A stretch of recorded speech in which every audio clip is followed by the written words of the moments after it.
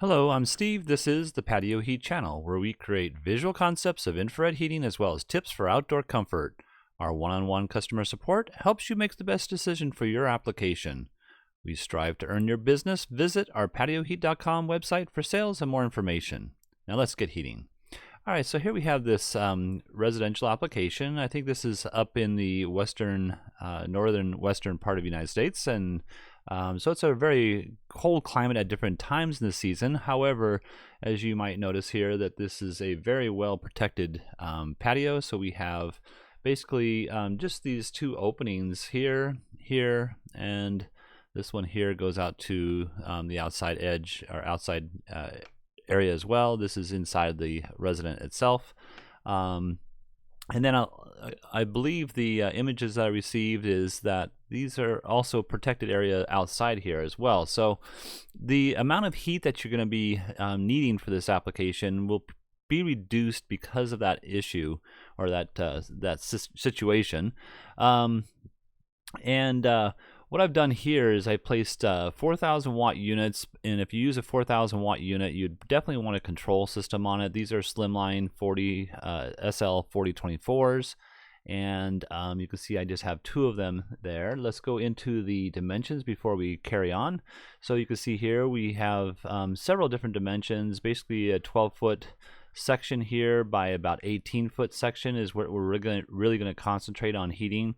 There's some other areas over here that we can, if we want to, place some additional units here.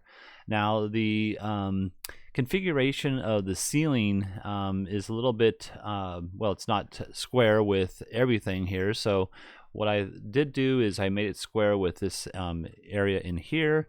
And then you might notice with these dimensions here, I have this at basically these are 4 by 8 sheets of area here, these little square blocks.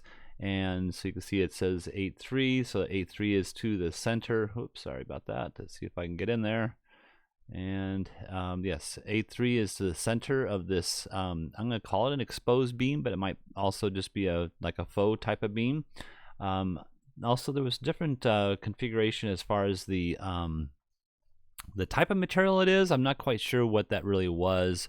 However, the main thing is that we meet clearances to combustible materials. So here's some clearances below the heater, and then clearances above the heater. So the bracket itself will maintain that 6 inches of clearance that you need, and you just need to make sure you're meeting all the clearances around the heater itself. So let's see if there was anything else here.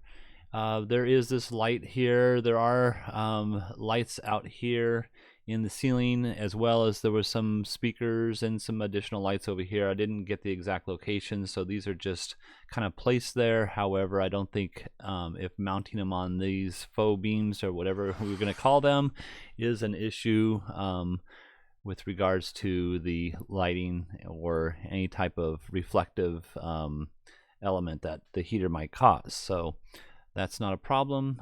Ceiling height 8 feet off the floor, so that'd be the ceiling height here. I just have these at 2 inches in height, and so that'll bring the heater down an additional a total, I think, of 11 inches from this 8-foot height ceiling here. So let's see if there's anything else we want to talk about other than just the fact that there's some, casual seating areas here. Again, it's not a windy area. It's going to be the main thing in here, I guess, is that the floor will be cold in the winter times, and so you will receive some cold. I guess you would call it coldness off the floor there. Sorry about that. The word I was looking for I can't find here in my head. In any case, so that is the only real true element that I really am concerned about, is how cold that floor does get during those colder times of year. And all right, so you can see I've mounted one centered on this beam here, and then centered within this span here on this from left to right here. So just centered between here and here. and then went to the skipped this beam here and went to this one over here. And then I also adjusted the angle on here to 18 degrees pointed towards the center, because I would rather have the heater a little bit more on top of this area here, but because of this light here I was concerned about that. And I really didn't see any other place to place these heaters. I mean, you could think about placing it here and here, but I really don't see how that would work. I mean, you could put one in the middle here and cross over this.